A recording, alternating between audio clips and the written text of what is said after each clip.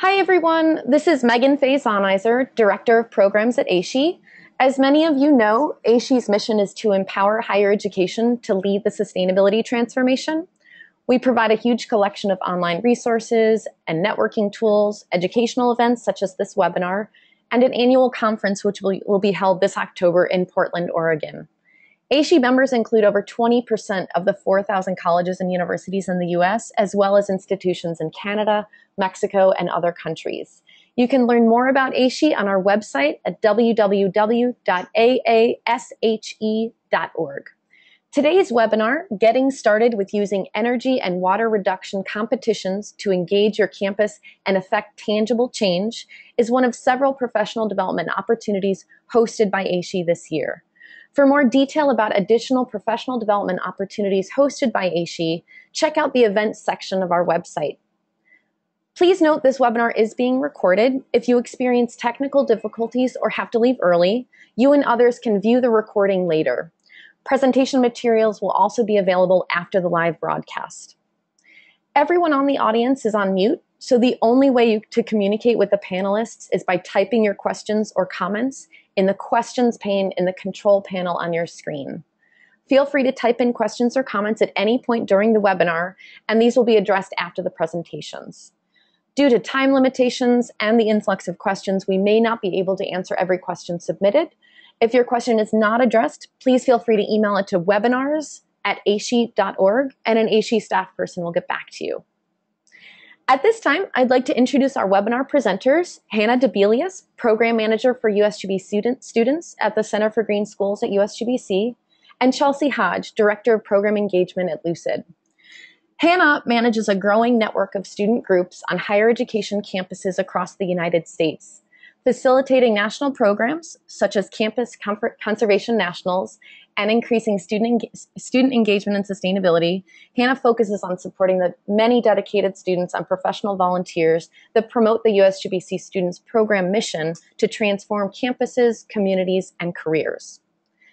Chelsea has years of experience helping colleges, universities, companies, and K-12 schools run successful electricity and water reduction competitions in her role as the Director of Product Engagement at Lucid and as co-director of Campus Conservation Nationals, the world's largest electricity and water reduction competition program for colleges and universities.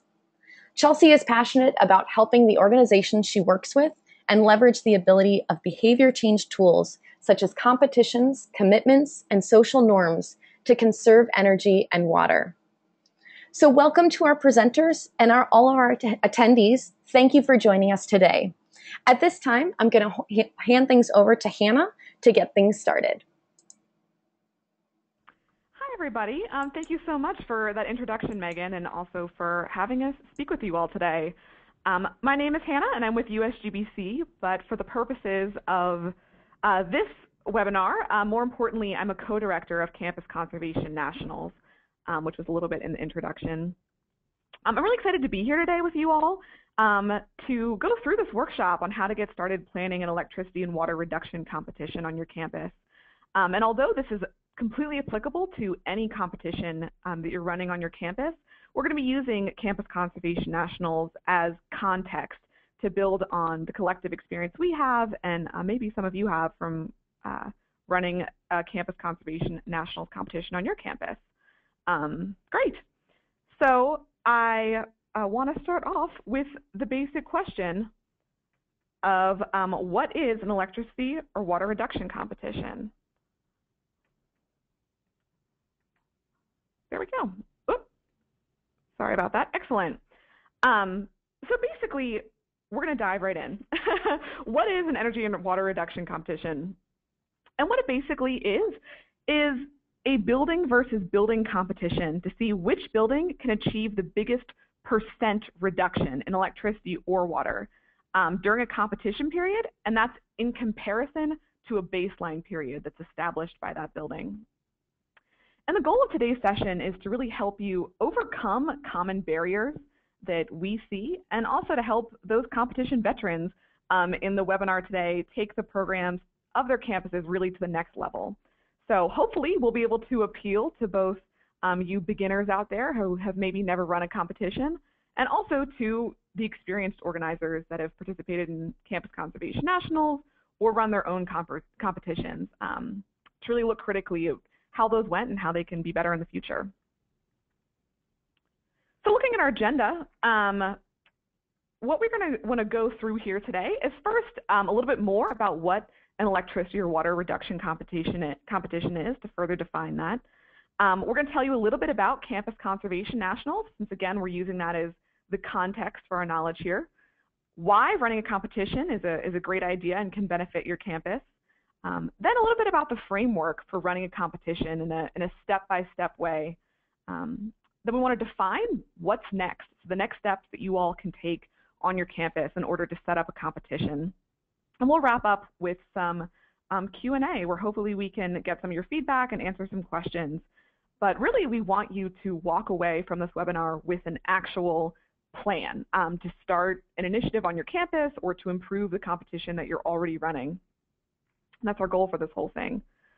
So going back to our main question here of what is, sorry, there's a little bit of delay on my slides there.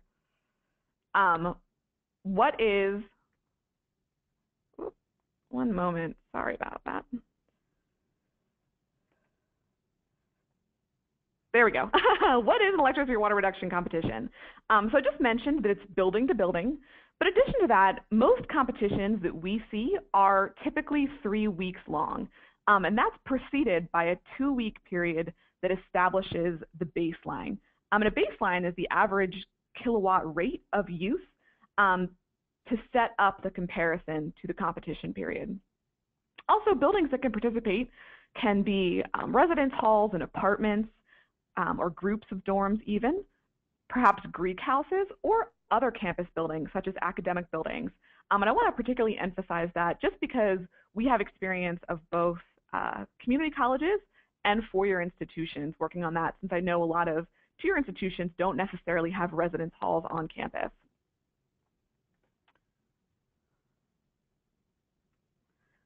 And the next is, what is Campus Conservation Nationals, which is, again, how we're going to set the context for our knowledge here. And what it basically is, of course, now in it's our 5th year, CCN is what we commonly call this program, and it's we created it to motivate hundreds of thousands of students across North America to all work together to reduce consumption and mitigate the impacts of climate change. But it's really an opportunity for students to organize and staff to organize, to host educational events, and also challenge students and staff to have an immediate and lasting impact on the school's environmental footprint and also campus culture. And it is free to participate in CCN, since that's a pretty common question that we get. Additionally, the program really aims to engage, educate. Great. The program aims to engage, educate, motivate and empower students to conserve electricity and water on their campus in really incredibly creative and impactful ways. And I'm hoping that we can share a little bit of those with you.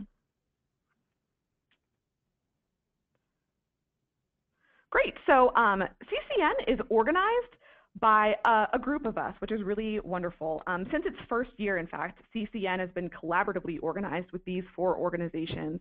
I'm, of course, with USGBC Students Network, which is a program, the Center for Green Schools at USGBC. And we are a network of student groups on college campuses. My other co-director is Chelsea. She's here from Lucid today. And Lucid provides the online tool that's called the Building Dashboard that allows students and staff to view their reduction impact in a very tangible and helpful way. And Lucid's been working with higher education institutions for over 10 years. We're also joined by the Alliance to Save Energy, specifically the Power Save Campus program within that, which is currently on 16 universities and employs over 75 interns each year, empowering them to be tomorrow's energy efficient leaders. And last but not least, we are partnered with the National Wildlife Federation, which is, of course, America's largest conservation organization. And Specifically within that, the campus ecology program has been helping colleges and universities become more sustainable for over 25 years. And I know they're very excited to introduce their Eco Leaders program, which is helping out with that. So I also want to talk to you all a little bit about the results of Campus Conservation Nationals. Again, we are actually headed into the 5th year here. Great, we're actually headed into the 5th year. Oops, sorry, we're having a little bit of technical issues here with our slides. But in its 5th year, CCN, which completed this spring, actually had 109 schools participate, which is really exciting. That was a mixture of both 2- and 4-year institutions. We had, and that included over 1,000 buildings, and that affected 265,000 students and staff, which is a really large number, and we're excited to say that the program has been able to grow in the last 5 years and reach so many schools, which is where we've seen a lot of these creative ideas come up. Additionally, institutions can actually come from all over the country, and we had them all across North America because we actually included Canada also this year. And you can see this map, which are all those participating institutions, as well as a list on competeToReduce.org. So those of you that are listening from the Midwest, we look forward to perhaps getting a few more dots out there next year. And all of these schools were able to have a very large collective impact.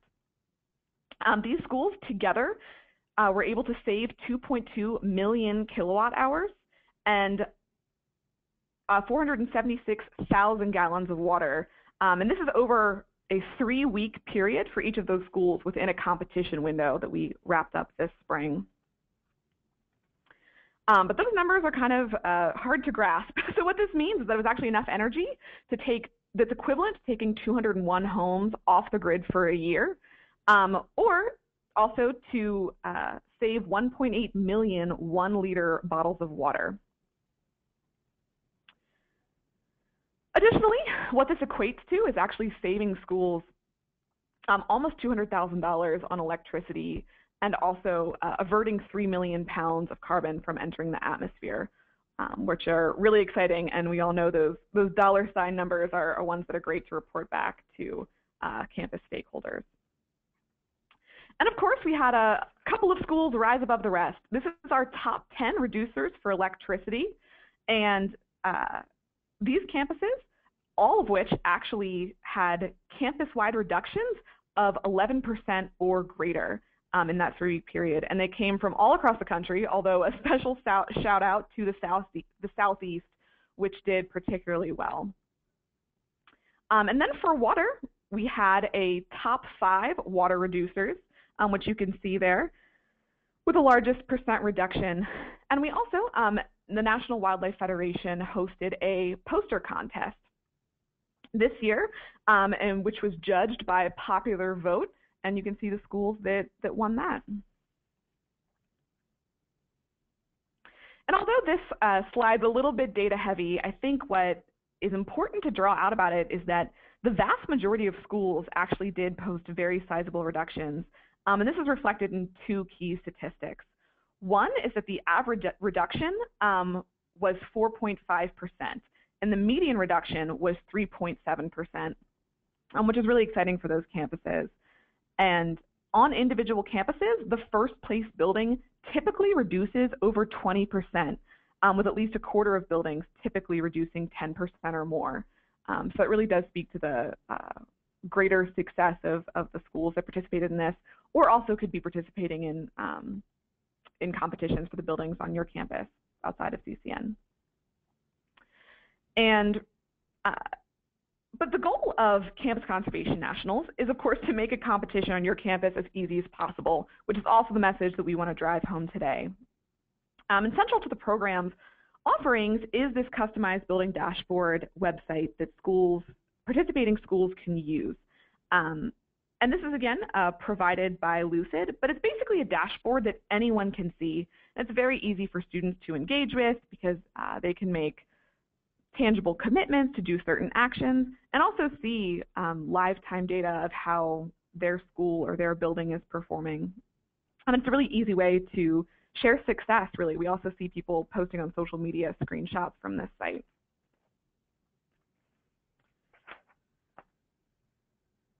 Building Dashboard also has a sister product, which is called Building OS. That's an online tool where you can keep track of all your metadata that calculates all your competition results for the data that you enter.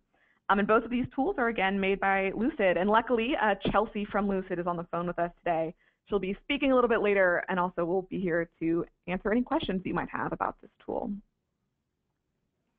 Over the years, we've also been able to create a series of resources that are really applicable to any competition of energy or water reduction that you're running on your campus.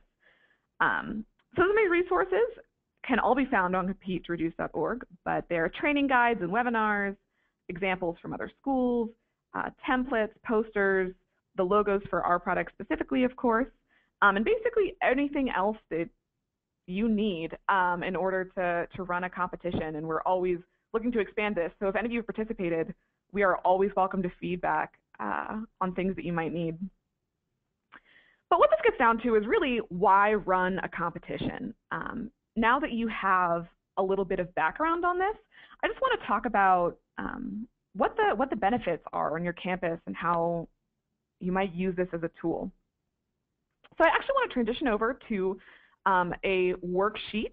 This should have been emailed out to you all earlier this week. It's just a little brief worksheet that's going to help you put together that plan that we've been talking about.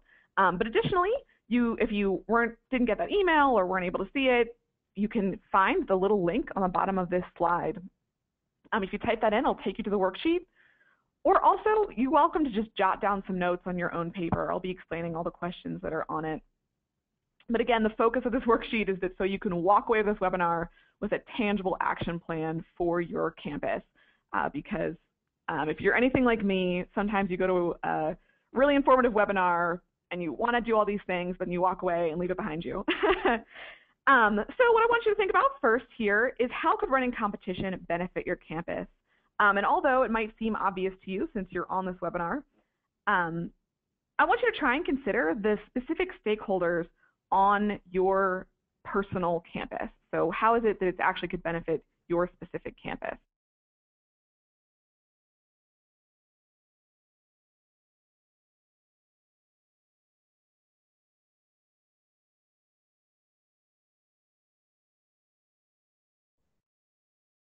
I'm going to give you all about a minute just to think about this and jot some notes, and then I'll pop back in.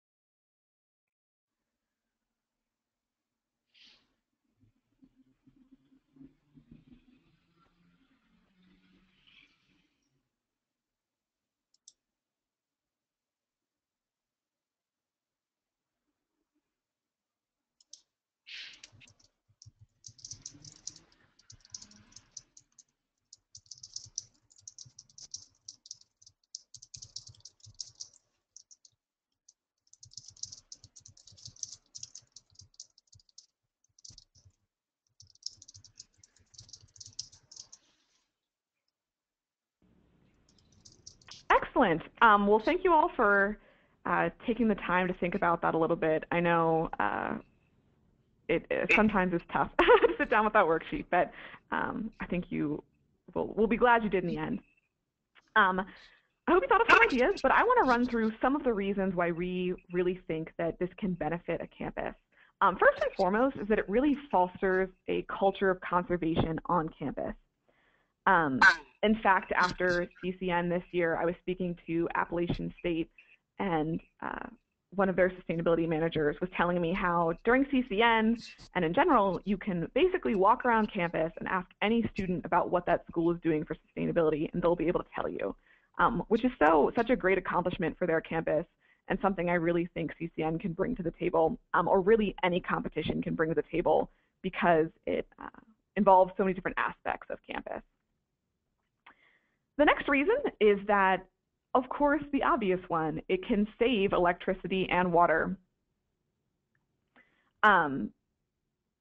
You know, those tangible benefits are so essential to the success of the program, but also really exciting for people to talk about. And what you're seeing in these photos here are that it's very common for students to run, I guess, programs or events on campus where people make public commitments to do certain actions, which is really fun for students, and we see it be pretty successful across campuses. Additionally, and being of the USGBC Students Program, this is one of my favorite reasons, but it really can empower students to develop leadership, community organizing, and career development skills. It's so great when a student can be on a planning team and then walk away from a competition experience and have a line on their resume that says they were a leader in a program that was able to save their school, you know, this amount of money, or save, you know, this amount of kilowatt hours. So it's a really exciting opportunity for students. And last but not least, it's to have a ton of fun. We see the most crazy, creative activities happen on campus all around competitions. In the top left corner, you'll see a PVC box, essentially, which is university created to represent the volume of 1/8 of a ton of carbon. And they would deconstruct and reconstruct this box all over campus to kind of show students their tangible impact, which is exciting. And we also see a lot of photos involving mascots and costumes, more than maybe I anticipated, but it's fun for students. And we really, really mean this, for real. It is a lot of fun for students and staff to get involved with competitions on campus. We see a lot of Do It in the Dark events. And specifically this year, we saw one school do a Do It in the Dark dodgeball game, where they had a dodgeball game with the lights off, which seems a little bit unsafe, but I'm sure it was a ton of fun. And we also see a lot of great competitions happen between Greek houses, where there's a lot of friendly competition that spurs creativity. And with that, I'm going to pass it off to my colleague Chelsea to talk a little bit about running a competition.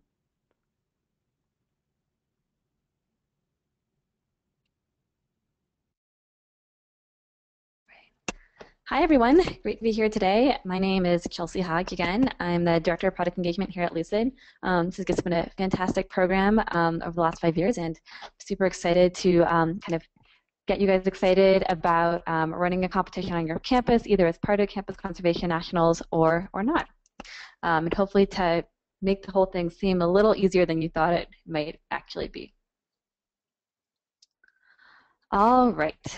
So we're going to start with kind of an overview of a planning process. And we basically kind of, when we were, putting together guidance materials for this program, we were like, we just get a lot of schools coming to us saying, this sounds so awesome, but I'm not quite sure where to start, or this sounds really awesome, but I'm not sure what the first step is.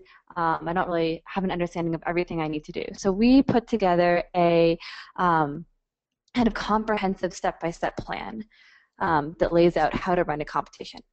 So the first 5 steps in this process are all about laying the groundwork. And these steps are: step 1, investigate your data collection options. Step 2, form a competition organizing team. You don't want to go this alone. Definitely want a team to make this a collaborative project. Step 3, roughen your timeline. Hopefully this will kind of light a bit of a fire under your tush, make you start planning earlier. That was actually one of the #1 pieces of feedback we got from CCM participants in our survey this year, was people saying, I wish I had started planning earlier. So having a timeline can help make that a reality. Step 4, identify your goals. And step 5, gain broad support.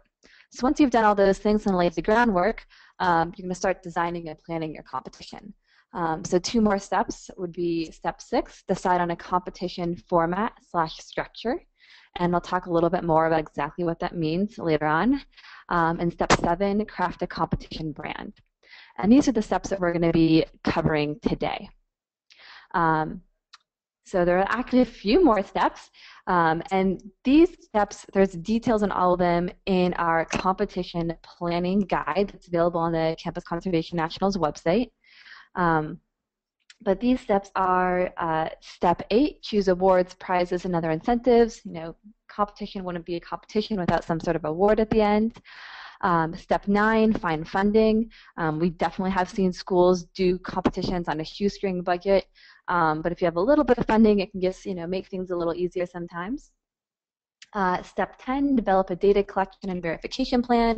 So this is kind of building on step 1. We are really planning out how you're going to collect all your data. Step 11, create a building captain plan. And in case you're not familiar with the idea of a building captains are individuals that work with a specific building to get the word out about the competition and to engage and motivate building occupants. And building captains could be individuals that also serve in another capacity on campus, such as being an RA or an eco rep, for example, or they could just be someone who's living or working in that building who's especially excited about the competition. And then step 12 is develop a marketing and behavior change plan. This is kind of one of my favorite steps of running a competition. Also a great opportunity for any students that are, maybe business majors or who are really interested in psychology. There's just so much that you can do kind of from a marketing and behavior change perspective to leverage other behavior change tools in addition to just competition. Step 13, create a media coverage plan. I think media coverage of an event can make it that much easier to run it the next year. It can make it easier to get additional funding the next year. You want recognition for your successes, and it's just like a really exciting, positive story to share with all of campus. And also with the local media. And if you check out the CCN website, you'll see that dozens and dozens of campuses have gotten articles published in their local papers, on their school websites, and in local media. And there's 2 optional steps. One is to develop a crisis action plan for things like crazy weather events or hardware malfunctions. Nice to have a plan for how to deal with those situations if they come up. And then step 15 would be to create an evaluation plan. All right, so diving into step 1, investigate your data collection options. So in our experience, the mere idea of figuring out data collection logistics is the #1 barrier to running a competition for a lot of folks. And when I say data, I mean electricity and electricity meter data collected every few days for each of your buildings that's in the competition. And the idea, of course, is that you're going to give people feedback during the competition, so maybe you give them an update once a week or maybe even twice a week or possibly even every day so that they know how they're doing and then they can adjust their behavior accordingly. There's tons of research out there that demonstrates that giving people feedback is really crucial to changing their behavior. You think about your car. How would anyone ever, drive under the speed limit if they didn't know, have an odometer on their dashboard to tell them how fast they were going? So it's kind of the same idea. People need to know how they're doing. So that's why we're going to tackle this question right off the bat. And this is also important to think about early on, since your data collection options may influence other areas of your competition design. So when you get done with this webinar, I want you to set up a meeting with your energy manager or your facilities director, since this person is going to be the one who can help you kind of get the lay of the land and figure out what your options might be. So like, get out a sticky note, write a little reminder for yourself to do that right now. Send yourself an email, whatever it's going to take. Just make that the first step that you take. However, since sometimes the people that have answers for you, these facilities and energy managers, they're not always the best at turning energy speak into language that non-engineers such as perhaps yourself can understand, I'm going to kind of give you a quick preview of what they might tell you. So where will you get your data? There's kind of 4 different options. So option 1 is the meters on your buildings. So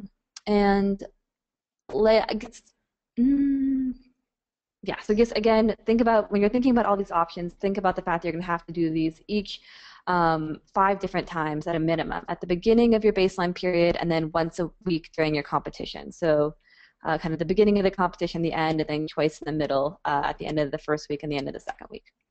So your first option is to simply read the physical meters that are attached to your buildings. And like the student in this picture is doing at the University of Alaska at Fairbanks. So I always say, if folks in Alaska can get outside and read their meters in whatever type of crazy cold weather they have, this is definitely an option for you as well. This is an option that is available to everyone. It does have a few drawbacks. One is that someone has to physically go to every meter and look at it once or twice a week. That said, this is a good opportunity to, get up, spend some time away from your desk, get a, few minutes in walking, standing. Everyone's trying to do more of that these days. And again, this task can also be shared among a number of people, so it doesn't have to be a burden that falls on just one person. I think you can also really kind of, say, well, oh, this is kind of a chore, but on the other hand, I think it can actually be a lot of fun.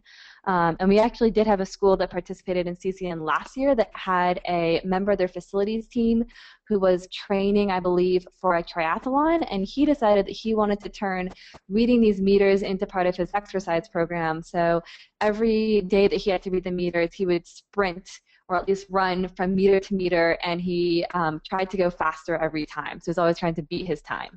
So maybe there's someone in your facilities department, or maybe there's a student who's an exercise buff, and they want to turn this into their own little exercise program as well. So you never know where you can find a really nice silver lining in the cloud. So the second potential drawback of this method, in addition to it being labor intensive, is that even getting to the meter could be a little complicated. Sometimes these meters are, for example, behind locked doors or they're behind fences. So something else to check in with your facilities director or energy manager. And then one last potential drawback is that reading the meters can be a little bit tricky. Definitely not like insanely tricky. Anyone can do it. There's great instructions for how to read meters on the CCN website, but there is just a little bit more room for human error with this method than with some of the other methods. So long story short, this option is available to you, but we recommend exploring the other options as well.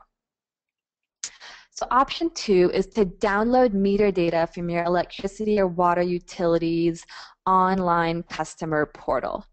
And the key thing to check here is that you can get daily kilowatt hour used values.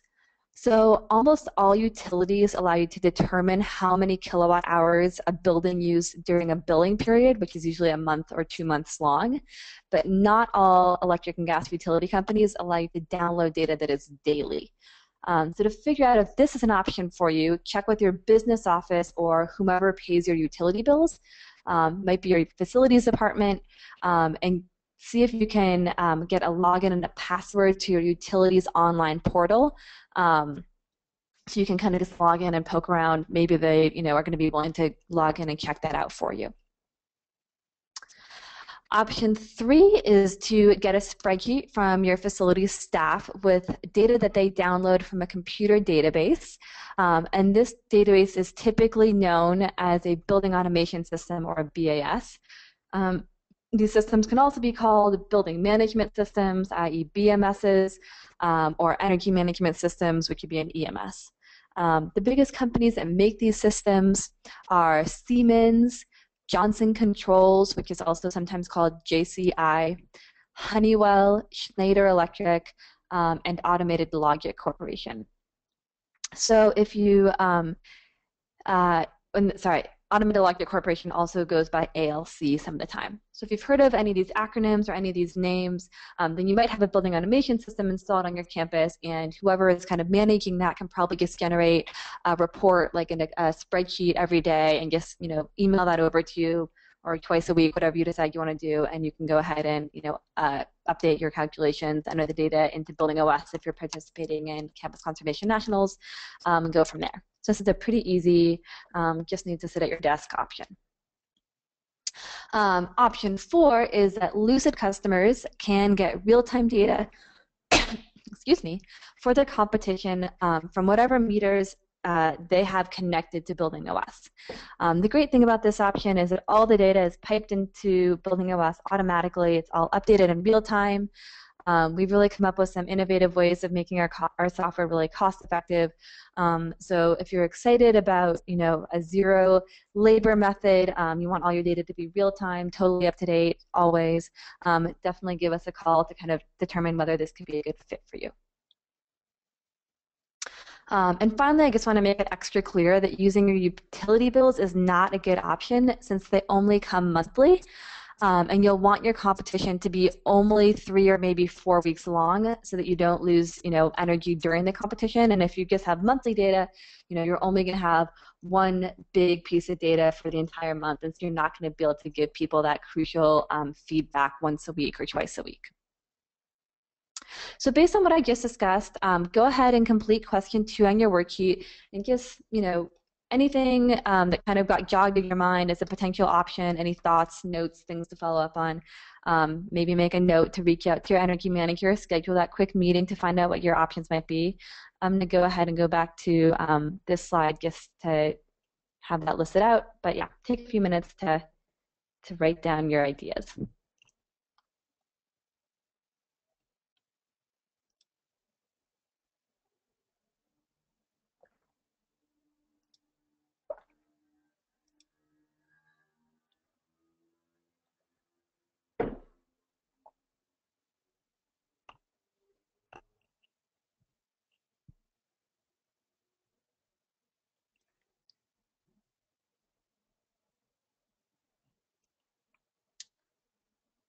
All right, I'm going to move on to step 2. Form a competition organizing team. So you might be asking yourself, do I really need to form a team? Isn't that just going to make this whole thing more complicated? So the answer to that question is form a team. There's no doubt in my mind that this is definitely a best practice. And as you'll see shortly, there are just too many pieces of the puzzle for a single person to handle it all. And as we mentioned earlier, planning a competition is a really rewarding experience, and it's definitely one that you'll want to share with other individuals, especially students, for whom it can be a great learning and career development experience. As you can see from this chart, 82% of schools that participated in CCN 2014 had 3 or more people on their competition organizing team. Some schools even had, upwards of 11 folks. I would say that's probably a little too big. Sweet spot's probably somewhere between 5 and 8 folks.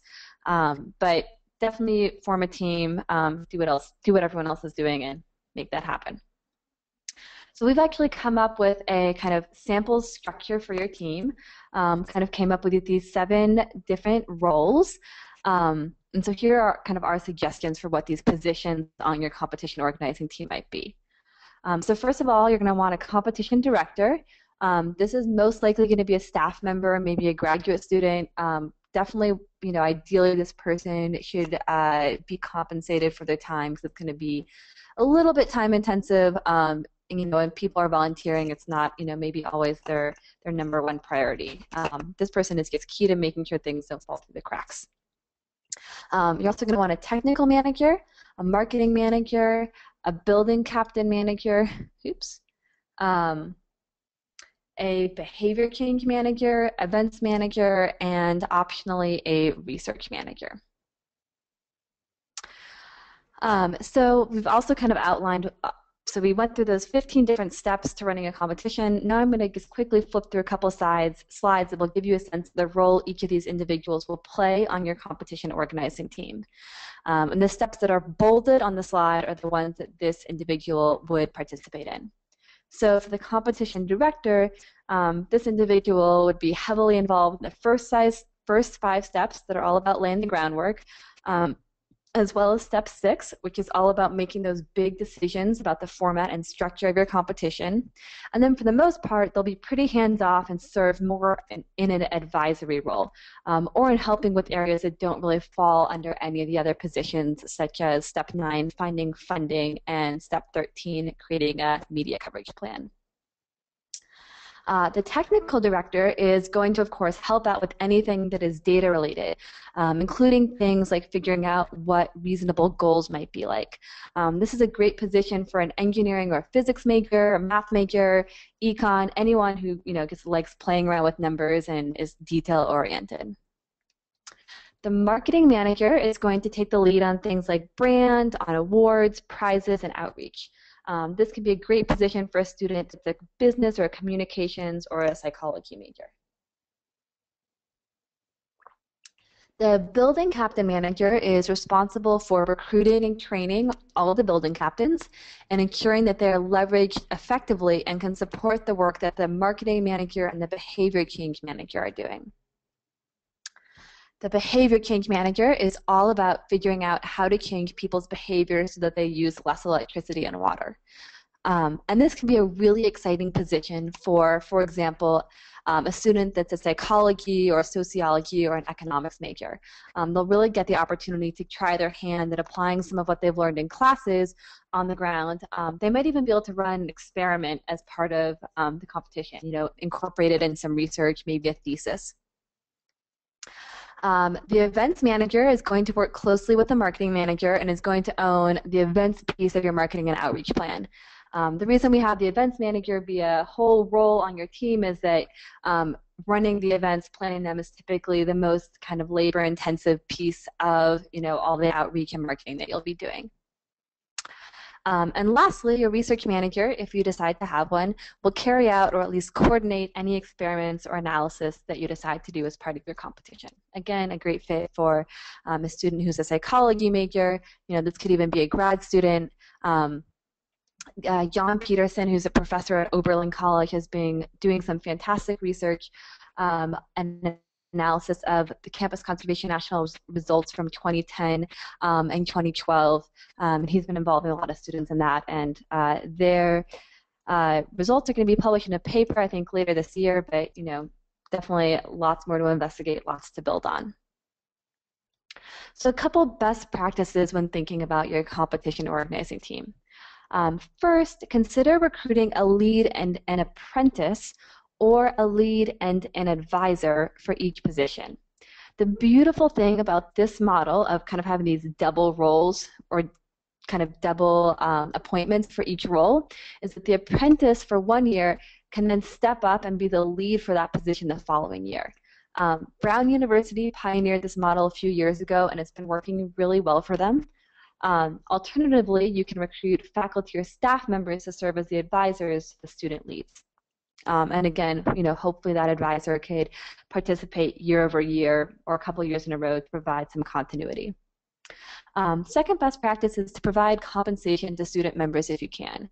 On most campuses, most students need some sort of a job on campus to help them, either for lots of reasons. Everyone knows that students need jobs.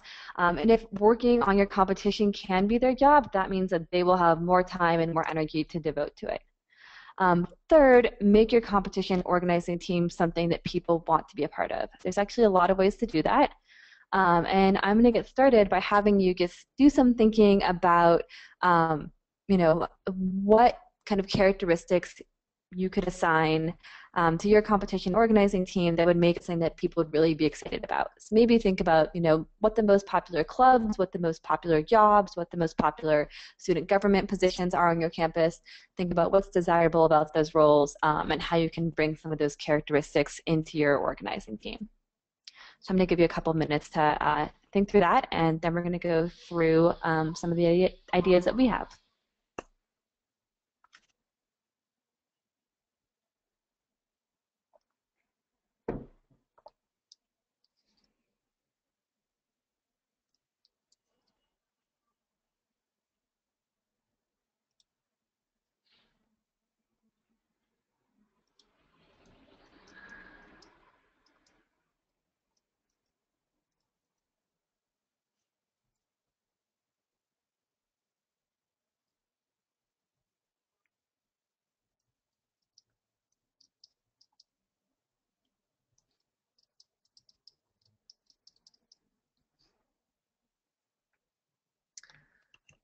All right, so hopefully you came up with some good ideas.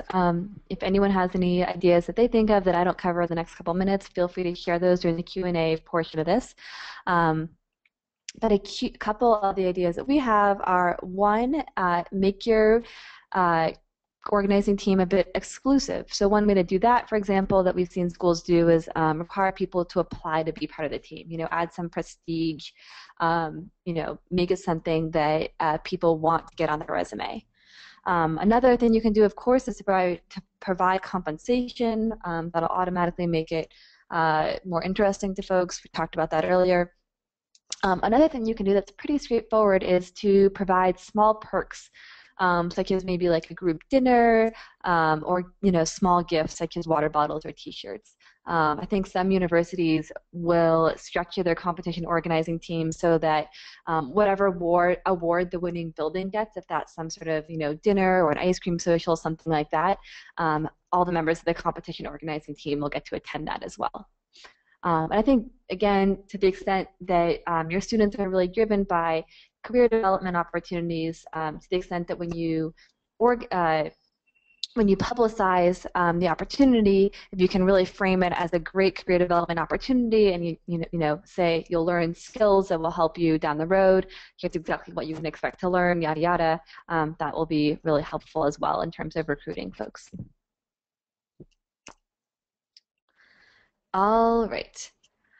So a couple other things. Those are all the things we just walked through. And see the competition planning guide for a couple other things: recruiting tips, a sample recruiting email, and lists of responsibilities for each position. So moving on to step 3, roughing in your timeline. So I'm going to let you in on a little secret now, and that is that the one and only point of this slide and the following one is to get you to start planning your competition this week or next week or the week after that. And as I mentioned earlier, the most common lesson learned reported by CCN organizers in our survey this year was that they wish that they had started planning earlier. So here's our recommendation. First off, Friday afternoon next week, while this presentation is still fresh in your mind, maybe even Friday afternoon this week, and when you've had a little bit of time to breathe, find a nice sunny chair somewhere on campus and skim the step 1 through step 5 sections of the competition planning guide. This will really build up your confidence around what exactly will be required to pull this off at your school. Then, and this is important, reach out to your contacts at other schools to gauge their interest in doing a campus versus campus competition with you. This is something that we didn't go into detail in earlier, but one of the other awesome things about Campus Conservation Nationals, if you decide you want to go that route, is that you can actually hold a school versus school competition with other schools, just in your city, in your state, in your athletic conference, kind of whoever you want to compete against. Totally up to you. So there's lots of options there, but definitely if you're thinking that that could be a motivational component of your competition for folks on your campus, definitely reach out to your contacts at other schools ASAP so that they can start thinking about this as well. Maybe even ask them to or encourage them to check out the recorded version of this webinar. So here's again kind of a sample timeline. September, you're going to want to start recruiting team members, start prepping for meetings. And then October is when you'll really start things off with a planning retreat for your competition organizing team, followed by getting support from stakeholders, figuring out the metering situation of all of your buildings, and then all of the other steps we've been talking about. And the CCN competition planning guide has a full sample timeline. So if you're interested in that, that is available. All right, so step 4 is identify your goals. So as experienced professionals, I know that all of you are familiar with goal setting and the benefits of doing so. I'd also wager that a lot of you wish you set more goals for yourselves and the projects you work on. So if you're in that boat, setting goals for your competition is a great place to start.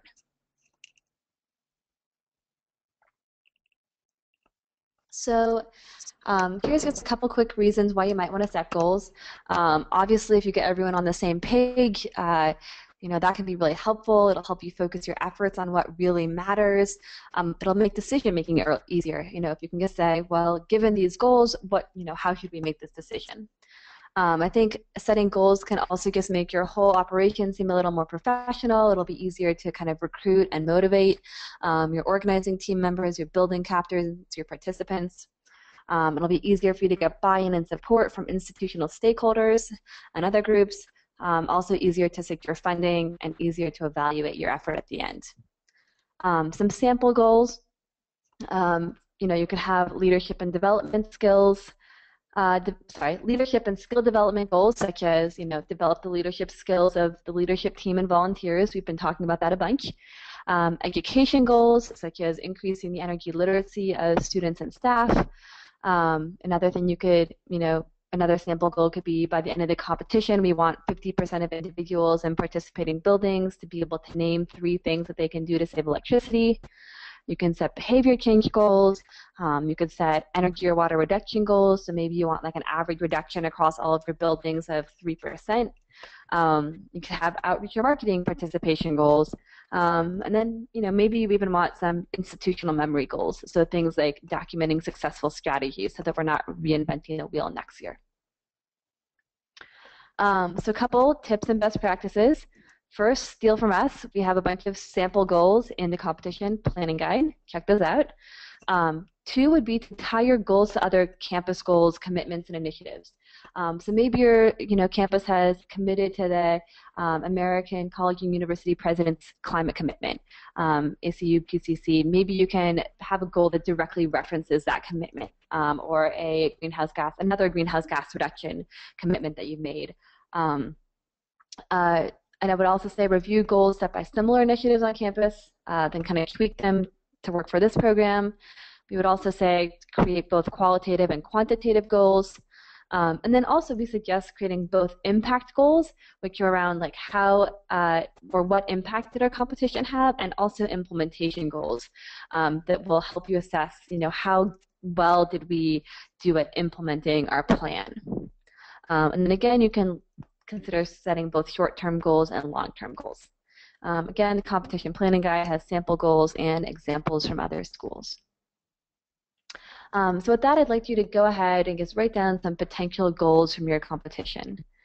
And I'm going to switch back to this slide so that you can check out some of these examples to see if you want to borrow from any of them.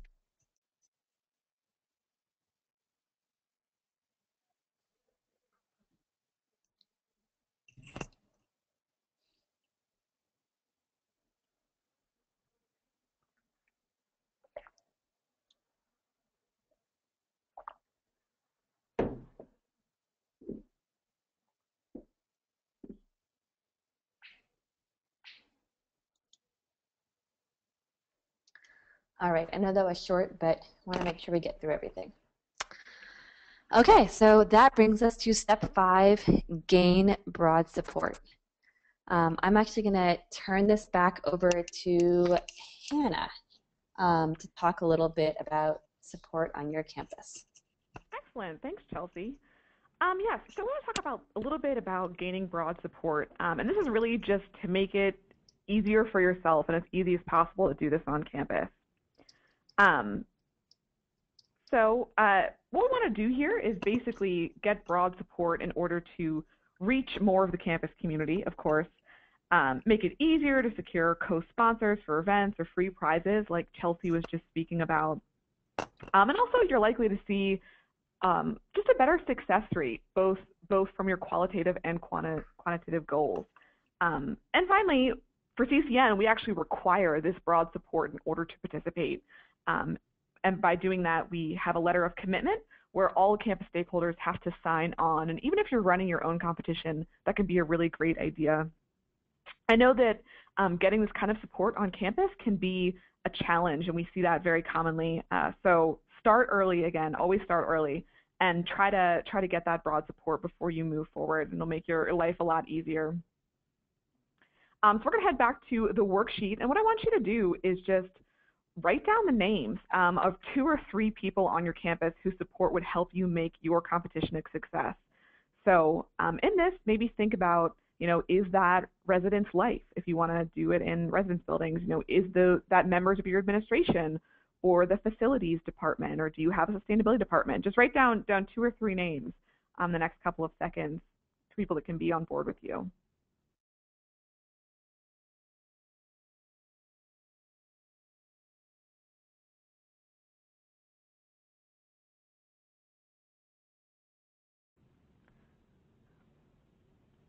Great.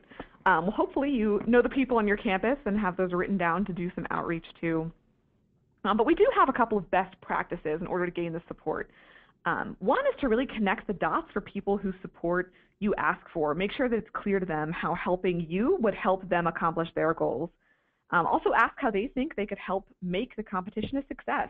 Now is the perfect time to solicit ideas and maybe even have them volunteer to help with something. And also have an ask. Once people pledge to support you, they're much more likely to agree to help you.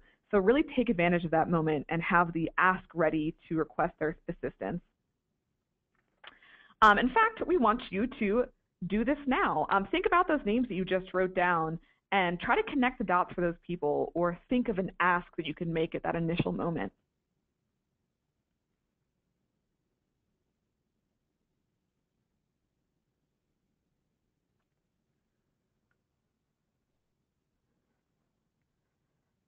Great. Next, I want to talk about how to decide on a competition format or structure.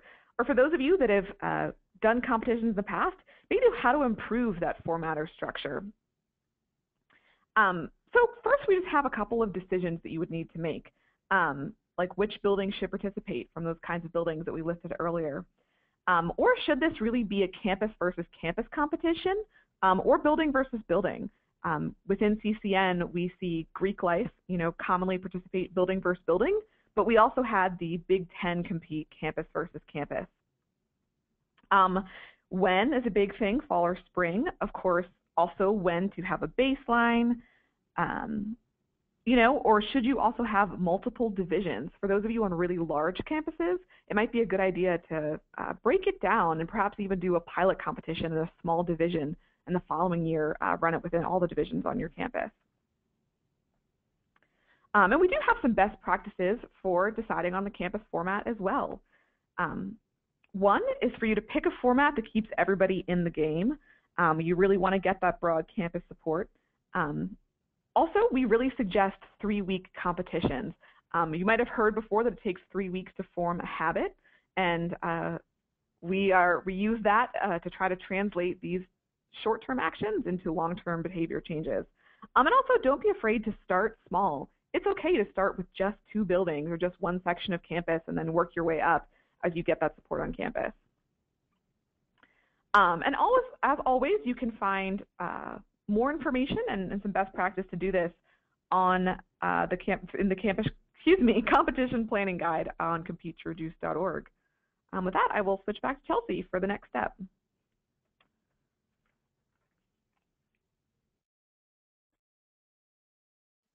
All right, so step 7, as you may recall, is the last step that we're going to cover today, and it's all about crafting a competition brand. One of the fun sections for sure. So first step, of course, is to choose an awesome name. As you may guess, this is typically not too hard. There are tons of kind of fun plays on words that can be done with the words, energy, do it in the dark, reduce, all sorts of things. So tons of examples. Just threw a couple up on this slide for you guys.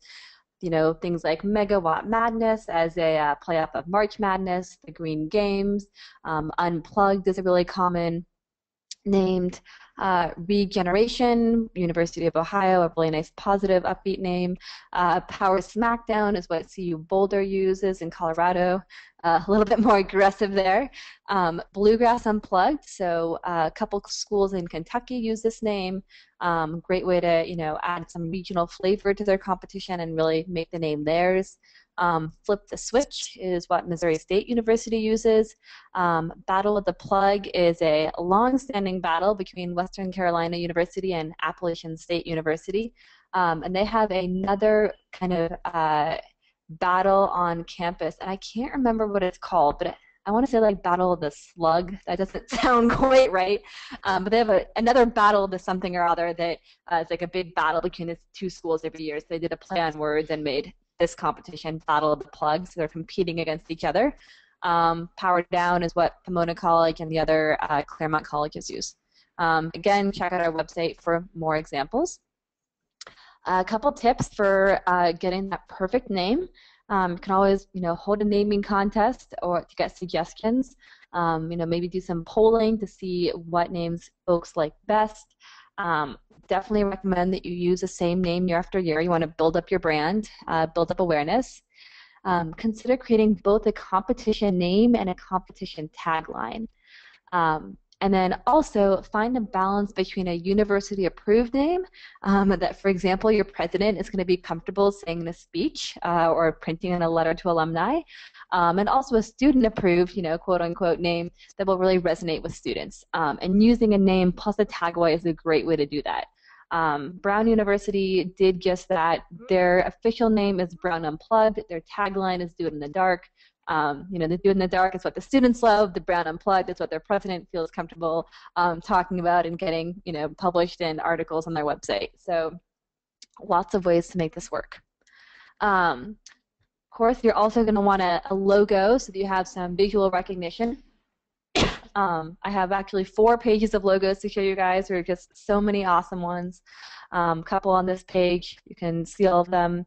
The Big Ten Unplugged logo was designed by the University of Minnesota. A bunch of the Big Ten schools participated in the group competition last year, so that was pretty fun. The Energy Games logo is from DePaul University. We also have some fun things such as How to Survive a Zombie Apocalypse. That's from Luther College. The I Do It in the Dark logo is also from Brown University. Unplugged 2014 is from Cornell. The Green Cup is from Northwestern. And you might have seen a green cup in the trophies slide, half an hour ago. So they did a nice job of, tying their trophy in with their name. The Fight the Power is from Portland State. A couple more examples. Eco Olympics, you can definitely tie your competition into that. This logo is from Virginia Tech. Couple other examples. Sustainable, another kind of Eco Olympics, excuse me, type option, and Do It in the Dark is always popular. So what's next? You're psyched, you're amped, and you want to know what needs to happen next. So first of all, get your competition on your calendar. As we've mentioned over and over again, planning is key, and kind of locking down, prospective dates is definitely important, so you can start, planning towards that date. If you've never done a competition before, I would absolutely recommend holding your competition in the spring. It's going to be pretty tricky to, recruit a team to help you do all the planning, and then pull everything off in the fall. When you consider that your competition is going to be 3 weeks long, December is kind of out of the question because it's finals. You're going to need a 2-week baseline period before your competition. The fall is just going to be too cramped. So think about doing it in the spring. If you want to participate in CCN, here are the key dates. So registration is going to open early fall, probably mid-September. It'll close late October. Early November is when we do an intensive kind of training webinar series where we do 4 training webinars over the course of 2 weeks to get you guys all the information you need to make your competition a success. So a lot of what we covered today in more depth, and we'll go through all 15 steps instead of just 7. And you'll also get your building dashboard link, the URL to your own building dashboard in early November, and also a login to Building OS, and you can have as many of those as you need for all of your different stakeholders, and you'll also get that right away, so you can kind of check that out and start filling out the data piece of everything. And then I think I don't know if we've mentioned this yet, but how CCN works is that there's a competition window or season every spring that goes from February through April, and then you can have your 3-week competition at any point in time of that 3-month window. So again, your competition is any 3-week period in that 3-month window, and it's also fine if you have like a competition starting February 1st for your baseline period to be before the window in January. And then come May, we announced results and prizes. And this calendar is also on the worksheet.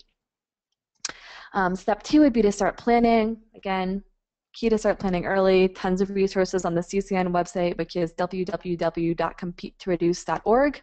I would also definitely encourage you, if you're considering participating in CCN, to go to the CCN website and sign up for the newsletter.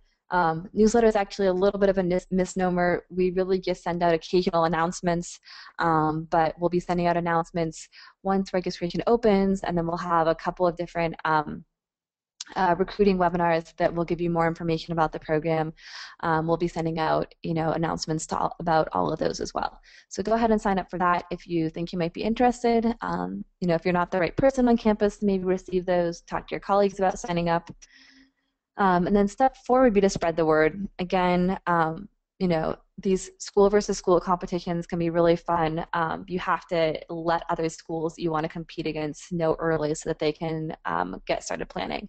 And now is definitely early enough, so if you reach out to folks, this week, next week, the week after, they'll have plenty of time to, still make a competition between you and them work. We would also encourage you to consider doing a kind of joint Campus Conservation Nationals and Recyclemania project at your campus. I think a lot of you are probably familiar with Recyclemania, but it's a recycling and waste reduction competition for colleges and universities, so kind of like CCN except for recycling. They have a whole bunch of different categories. They do weekly ranking updates, and your entire campus competes together against other campuses. 2015 dates are going to be approximately February to March. There's our website if you want more information. And we've had schools do Recyclemania and CCN concurrently. We've had them stagger it. People have done lots of different things. So definitely something else to think about. And that wraps it up. So we're going to go ahead and move into Q&A, and I'm going to hand it back over to Megan. Great. Thanks so much, Chelsea and Hannah. Great presentations. We do have a few questions, and I think some time to cover them. Hannah, the first question came in during the first part of your presentation at the beginning. When referring to the dollar savings amounts from these sorts of competitions, many people in participating buildings or departments ask us where the money is going. Usually the savings goes back into the university's general utilities budget rather than redirecting it to specific research or materials and the departments actually making the effort. Any suggestions on how to handle this, capture the savings, and redirect them? Absolutely. That's a great question. And it's this is always a tricky thing because, of course, this dollar sign that we're referring to is about saving money and not raising it for something. And so the kind of default action is essentially that those savings do go back to the energy or utilities department or whoever pays those bills on campus. And I think that, the way to handle this is actually to go back to our idea of gaining broad support. And essentially, before you go into this program, have those conversations with administration or maybe the facilities department, or perhaps both, getting the people on a room and having their support for this program and buy into it and address that question, and perhaps it could even be set up as an incentive where, if we can, meet this benchmark of saving 10% in a building, can we somehow get a kickback of those energy savings? Or, if we are able to, save 10% in this building, would the school purchase, an energy dashboard for us so we can monitor this year round? I think that's really probably the best way to approach it, and really just addressing off the bat before you even have a competition those results and where that money could potentially go with the stakeholders that would be involved with that. Great, thanks, Hannah. Next question is, has there been any research into why some schools saw any increases in energy consumption? I can go ahead and take that one. So as you guys probably figured out, running a competition is, you're trying to reach a lot of people and you're also trying to change their behavior. And as anyone who's worked in any sort of program where you're trying to change people's behavior, especially really habitual behavior, where they've been doing the same thing their entire life, it can just be tricky. Think about like how long it took the U.S. to get folks to stop smoking, right? Changing people's behavior as it relates to energy consumption is a lot of the same stuff. So I think some of the reasons that schools sometimes saw increases, one can just be that they had a hard time really reaching all their students. If you have 3 buildings with 300 students each, and you reach only a third of those students, that's going to kind of water down your savings. So definitely when you do decide to do a competition, you really kind of want to go big and really put your all into it to, give yourself the best possible chance of producing some great savings. And that's another reason why we kind of suggested if you really are getting started or if you have limited resources, keep it small for starters. Just, have a couple of buildings. And actually one of the top 10 schools from last year, Chico State University in California, they just had 2 buildings on their campus participate. And then this year they're thinking about adding a third. So they were super successful, 11% reductions, greater than 11% reductions for both of their buildings because they were able to kind of keep it small to start out with. Another reason that savings can sometimes be negative is weather. And so the reason we recommend that you do a baseline period that is immediately prior to your competition period is that we're hoping that the weather will be pretty consistent for that whole 5-week period, and weather won't have a big impact in your competition. But if you do have a building with an air conditioning system or with electrical heat, so any type of weather-based electricity use that is going to, so I guess some buildings have, for example, steam heat. So in that case, if it gets colder, it doesn't really matter, or if it gets warmer, it doesn't really matter because, steam is not electricity.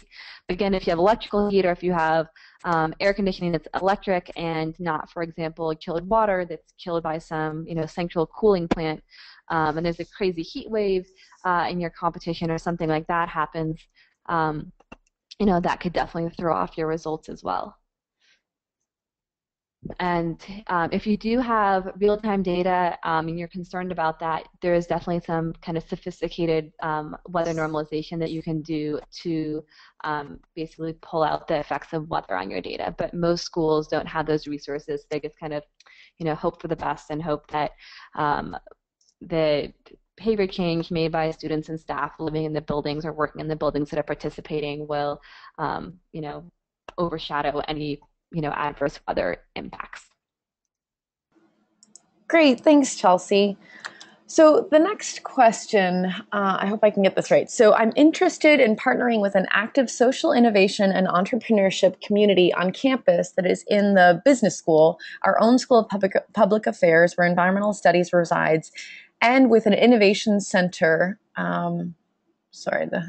with an innovation center that is a community university interface applied center. There is a willingness to partner using tools from the Business Startup Innovation Toolbox on environmental issues, but I'm trying to figure out how to engage our students who aren't maybe used to using these tools to address the problems they are studying. I'm interested in doing this well and what lessons you folks might have to share. Excellent. So if I'm understanding that question correctly, it's basically about wanting to pull in students from different, perhaps academic and also interest backgrounds with different skill sets in order to make the competition collaborative and a success, which is a really great question. And before I go into, I think, an example that I have, I want to also bring us back to our ideas of both planning in creating a team and also goal setting. I think that really when putting together your planning team, that's when you should first engage all of those students and staff from the different backgrounds and with all those different skill sets that you're referencing, such as marketing or business, and then more technical skills. And having that planning team identify all of those qualitative and numeric goals together. Because I think even just by the activity of deciding upon those goals together, they might self-select a little bit into the roles that they can most easily play, and also where those skills can be bestowed upon others within the planning committee. And I think that also having them establish those goals and roles does elevate and empower students to set up their own kind of set of responsibilities and their own way of collaborating with each other. And I think the one instance that comes top of mind of a school that did this is actually Purdue. And Purdue ran their competition specifically amongst Greek houses, but it was actually completely student run, and the students that ran it were a combination of the more perhaps traditional students we see in this role, such as people that were in the architecture or engineering program, and also business students. And that was really just a success because of the way that they defined their roles. And, you know, the same students that were perhaps reading the meters weren't the same students that were, you know, going out and flyering the campus or speaking at all of the Greek life meetings that they hold. So hopefully that answers a little bit of your question. But again, my always advice is start early. Those relationships, I think, would take time to pull together, so start early. Great, thanks, Hannah. Chelsea, the next question I think is pretty much for you. Is the usual cost associated with having a Lucid building dashboard waived for competition participants? Yes, that's a great question. So building dashboard is free for anyone who wants to participate in CCN. And you kind of get a limited version, so you basically get a building dashboard with data that you enter manually.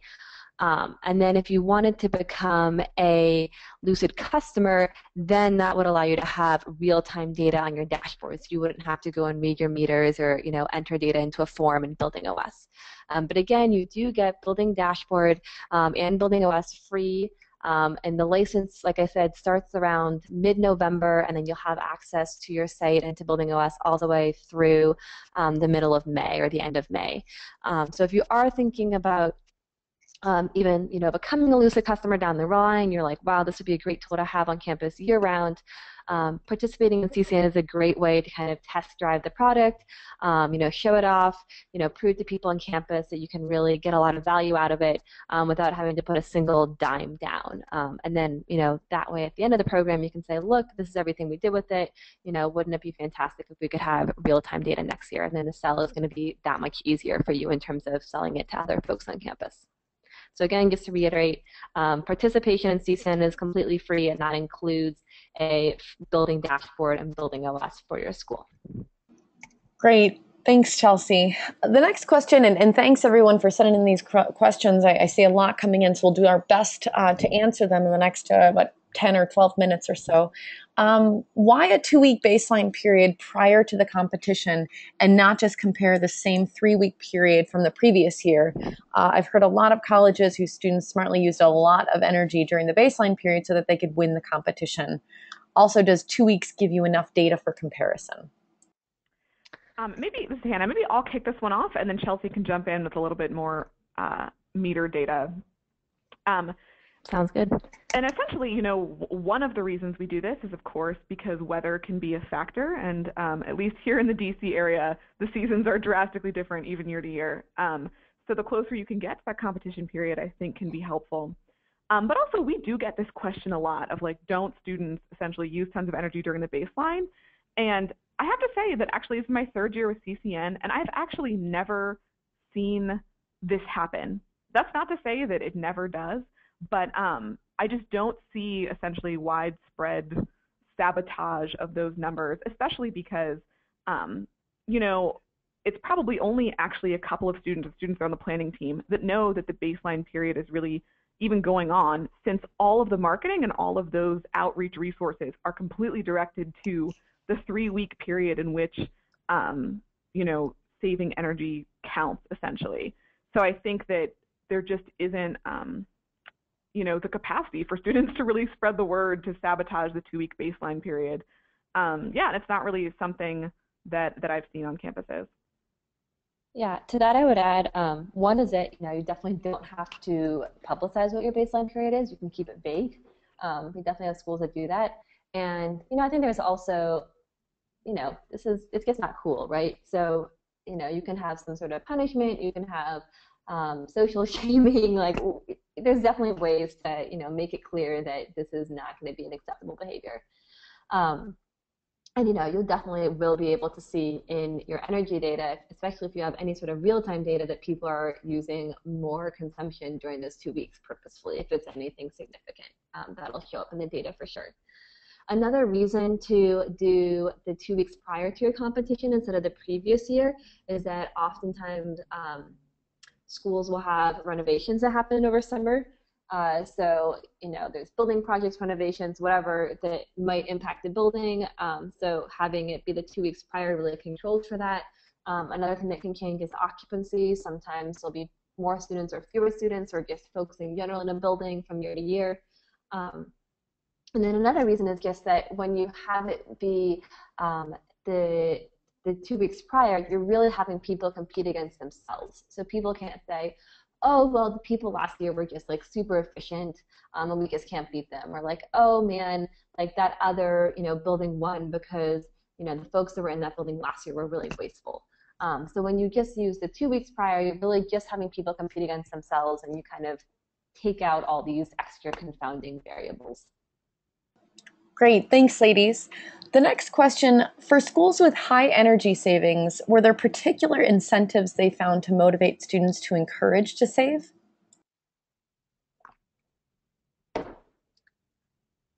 So that's a good question. We haven't done detailed research on exactly what types of incentives are the most motivational. I will say that this kind of arsenal of behavior change tools, there's been a lot of research on all these different tools, and kind of the more of them you can implement, the better. So these things, these tools are things like competition, feedback, the more frequent the feedback, the better.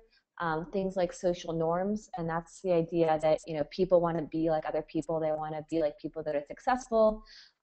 There's a company called O-Power that some of you might have heard of that sends out these monthly paper reports to customers of electricity and gas utility companies. And all the report really says is, here's how you did against yourself last year. And then the kind of key piece is, here's how you rank in comparison to your neighbors.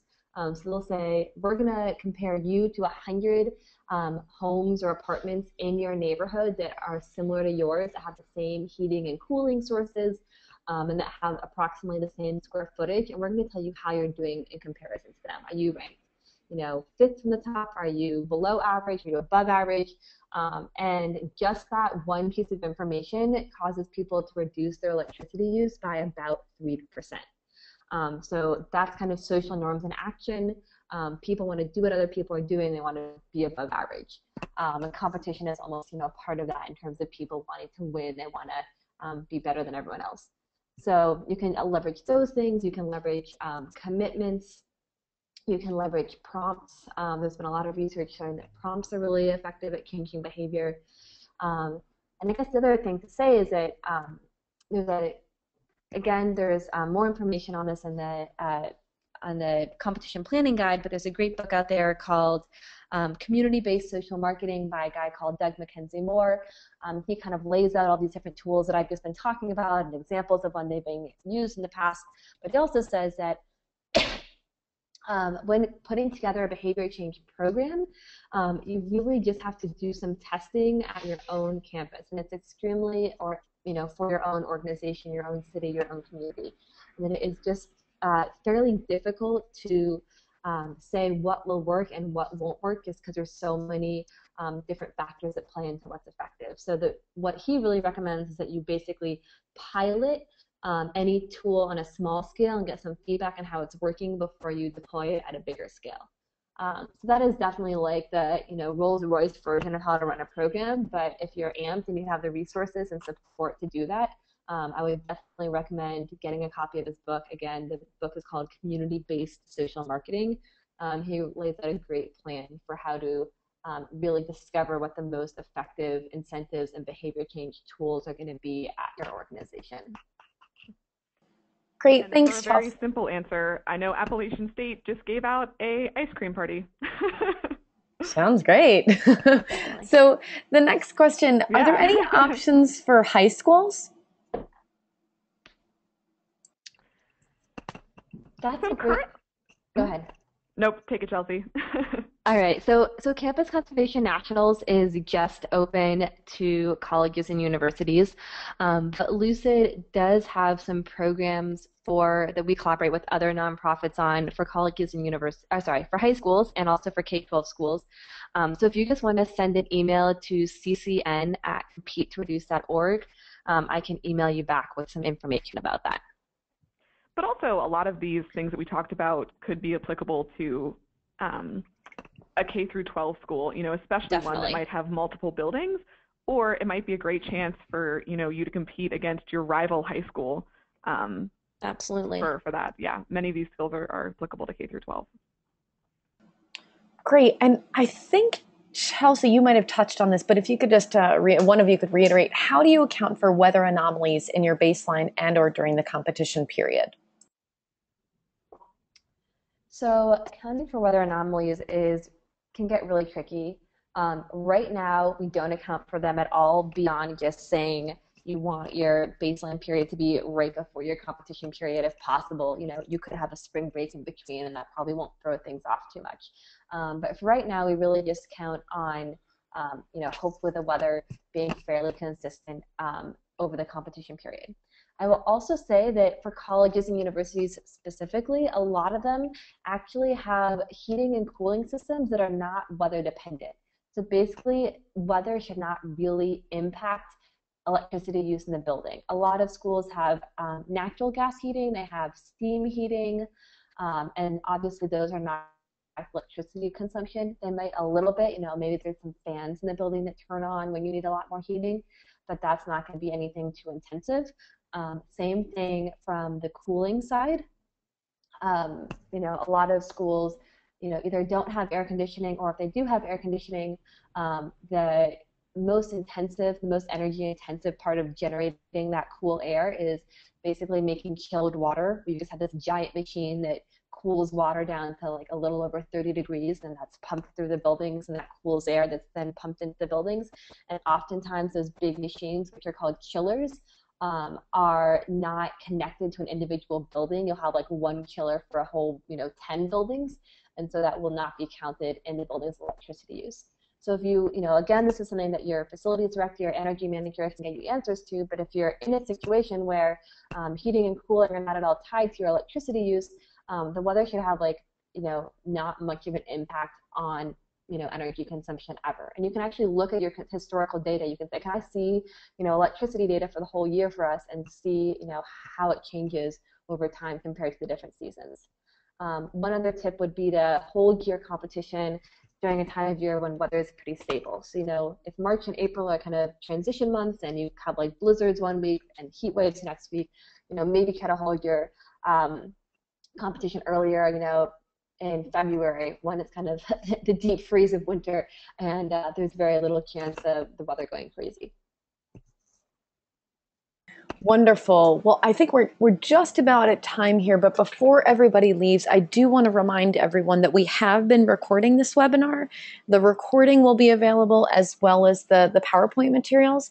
And Chelsea, could you just verify, is this PowerPoint going to be available on the link on the slide here? Somebody had written in that they couldn't find it. Yes, it's not up there yet, but we'll get it up by the end of the day. Great, and likewise, it'll also be on the ASHE website within the next, I would say, day as well. So please feel free to reference this webinar both from the ASHE website as well as from the compete2reduce.org. So thank you, Hannah and Chelsea, for your great presentation today and for sharing your expertise with us. Thanks to everyone who attended. If we weren't able to get to one of your questions, feel free to send an email to webinars@ashe.org. Additionally, just so you know, we do have future webinars that are already going to be scheduled on behalf of ASHE. The next webinar is going to be on August 20th, and it's called Promoting Sustainable Campus Landscapes, Making a Case for Campus Trees. So with that, thanks so much, everybody. Have a great day. Thanks, everyone. Thank you.